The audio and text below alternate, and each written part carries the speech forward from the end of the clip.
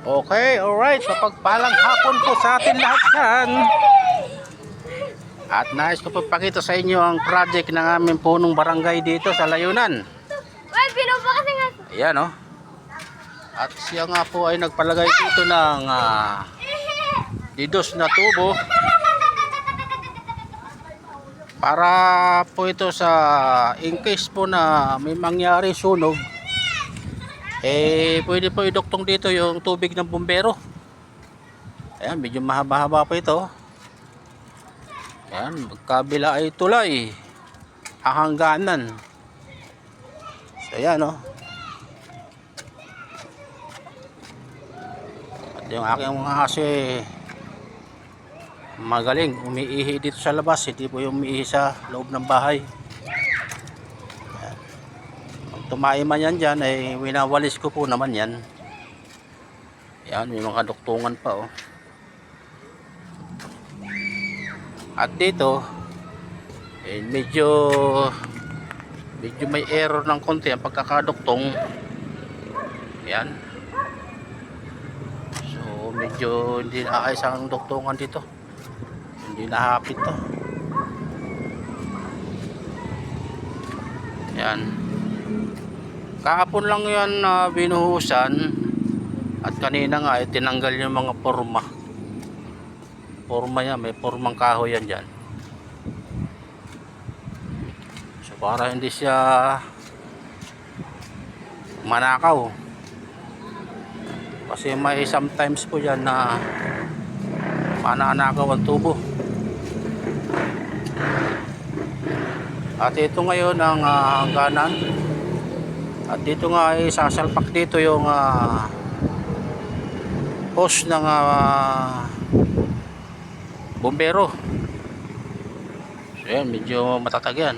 Hindi gaano, hindi kayang gibain yan. So balik tayo sa pinanggalingan natin.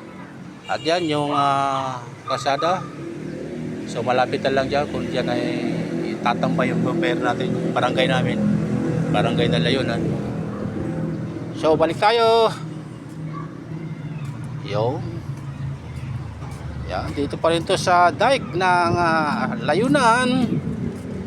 Ayat, nagtutubuan na naman yung mga kangkong.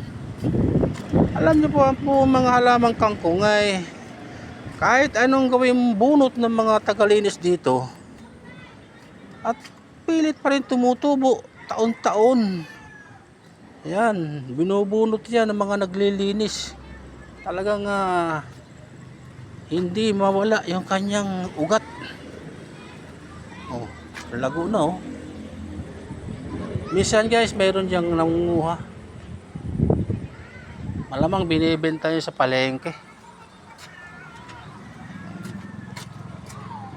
At yung ating solar ay okay naman, malinaw pagkagabi.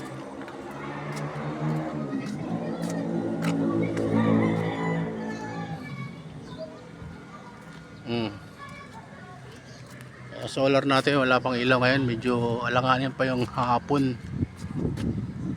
Ayan.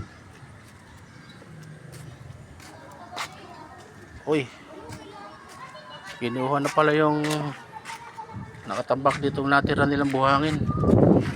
Kinuha na.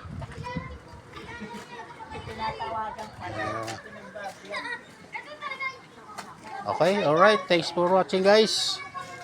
At naroon po yung dulo sa tulay na yon, para kung mag-in-case na magduktong ay makakasurvive tayo gusto may sunog.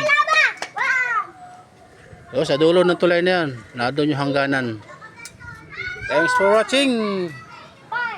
Salamat sa panonood. Bye bye.